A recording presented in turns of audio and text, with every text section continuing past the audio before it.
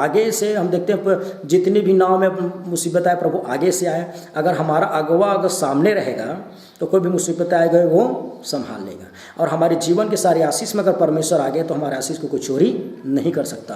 प्रार्थना के अर्थात में अगर साधारण शब्दों में बोलूँ तो अपनी सारी चीज़ों में, चाहे प्रार्थना में, दुआ में, संपत्ति में, दान में, दशमांश में पहला स्थान परमेश्वर को मिलना चाहिए। Praise the Lord. क्योंकि वो जब पहला रहेगा तो सारी आशीष की द्वार होगी, आपकी नैया डूब नहीं पाएगी। दूसरा सोता न हो, मतलब आपकी जीवन प्रार्थना की जीवन, प्रतिदिन प्रार्थना के साथ जीवन जीने वालों के जीवन में यीशु जगता रहता है। Praise the Lord. यीशु कभी सोता नहीं, हम सुला देते हैं, मतलब यीशु मसीह को भूल जाते हैं, अपने सक्सेस, अपने कामयाबी, आप सब कुछ ठीक है, प्रभु को भूल जाते हैं। यीशु मसीह को पाने के बाद भूल, ये लोग इतने चमत्कार देखने के बाद भी प्रभु भी, जबकि यीशु उस नाव में फिर भी चिंता कर रहे हैं, घबरा रहे हैं कि हम पानी से डूब जाएंगे। जब आप इतना दिन से प्रभु को मान रहे हैं, अब तीसरी जो नाव है उन विश्वासियों के लिए जो काफ़ी दिन से प्रभु को मानते हैं, उन सेवकों के लिए जो काफ़ी दिन से प्रभु में, उनके लिए आप इतना दिन से प्रभु को मान रहे फिर भी चिंता करते हैं, घबराते हैं, मुसीबतों को देखो, इन महामारियों को देखो, डर रहे हैं। आपने परमेश्वर पर भरोसे जो लाल सागर को तो भाग किया, और जिसने आंधी तूफान को शांत किया, आपके सामने में एक मछुआरे को चेला बनाया, उनकी खाली नाव में भर दिया परमेश्वर ने।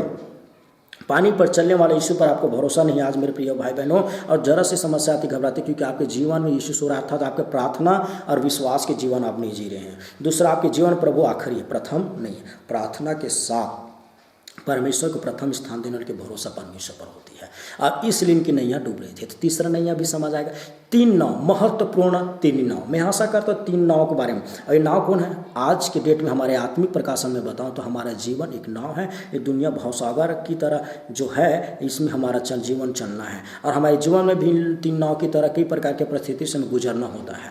आज जो लोग प्रभु को नहीं जानते उनकी नाव डूब रही, क्योंकि उनके जीवन में यीशु नहीं है। अब यीशु आएगा, उनका नाव बच जाएगा। पर दुख की बात है, तीसरा नाव, जो लोग प्रभु को जानते फिर भी उनकी नैया आज डूब रही है, थोड़ा थोड़ा से जीवन में चिंता, घबराते हैं, थोड़ी सी मुसीबत में घबराने लगते हैं, कह रहे अब हमारे जीवन में क्या होगा। उनके लिए संदेश है, आप अपने प्रभु को पहला स्थान दीजिए, प्रार्थना के साथ जीवन दीजिए, परमेश्वर पर भरोसा कीजिए, उनके वचन पर पहले भरोसा कीजिए।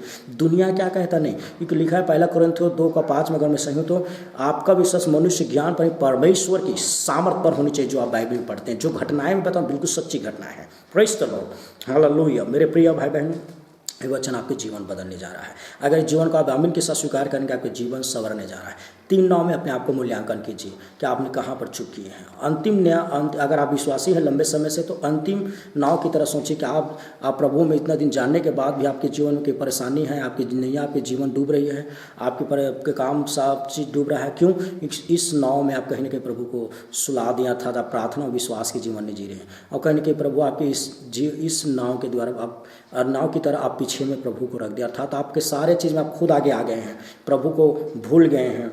प्रभु को सब चीज़ें, प्रार्थना में हो, उपवास में हो, संगति में हो, सोकर उठते तब भी प्रार्थना, कोई काम में जाते हैं उससे पहले प्रार्थना, कोई पढ़ाई करते उससे पहले प्रार्थना, मतलब परमेश्वर को महिमा दीजिए, प्रभु तेरी इच्छा तेरी मर्जी से जो लिखा उसी की स्मरण करके काम तो चले सीधा मार्ग निकलेगा, नित्य वचन कहता है। ऐसे बहुत सी बातें हैं मेरे प्रियो, और इस बात को यहोशू की किताब में परमेश्वर का यह व्यवस्था पुत्र जब तेरे ये व्यवस्था के पुस्तक जब तेरे चीज उतारने नहीं पाए, दिन रात इसमें ध्यान रख, इसे करने के लिए चौकसी कर, तब मैं तेरे लिए क्या करूँगा, तो क्या होगा, प्रभावशाली होगा, और तेरे काम क्या होगा, सफल होगा। Praise the Lord, hallelujah. मेरे प्रिय भाई बहनों, मैं आशा करता हूँ ये वचन आपसे बहुत महत्वपूर्ण रीति से बात किया है।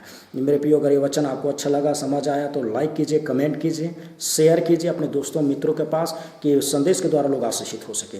3 नाव, पहली नाव सोमोन की नैया डूब रही थी, परमेश्वर ने उस नाव में आया और नाव को डूबने से बचा, किसी से आर्थिक रीति से डूब रही थी, और प्रभु उनको चुनना था, उनके जीवन में चमत्कार किया।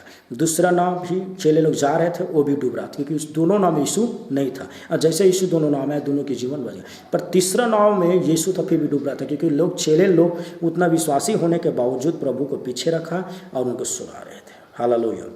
मेरे प्रियो, अगर आपके जीवन में यीशु आ गए, आपके जीवन में अगर यीशु नहीं आया है, तो सोमोन के समान और उन चेलों के समान यीशु को अपने नाव, अपने जीवन में आने दीजिए, अपने जीवन रूपी नैया में आने दीजिए। व्यक्तिगत रूप में यीशु मसीह को उद्धारकर्ता के रूप में ग्रहण करके यीशु को अपने जीवन में लाने दीजिए। अगर आपके जीवन में यीशु आ गए हैं, तो प्रथम स्थान के साथ प्रभु यीशु मसीह के साथ प्रार्थना के साथ अपने सारे जीवन को आरंभ कीजिए, और प्रार्थना के साथ जीवन का अंत कीजिए, क्योंकि खुद अंत मतलब आप विश्राम करते उस समय तक। तो मेरे प्रियो, आज हम पूरी दुनिया में प्रार्थना के द्वारा, यीशु मसीह के नाम के द्वारा हम सारे रोग से, बीमारी पर जय पाती है। कि यीशु हमें जयवंत करने के लिए हमें चुना है, क्योंकि यीशु पर विश्वास करने सदा जयवंत होता है, क्योंकि उसने मृत्यु पर जय पाया है, सारी चीज़ पर जय पाया है। Praise the Lord, hallelujah.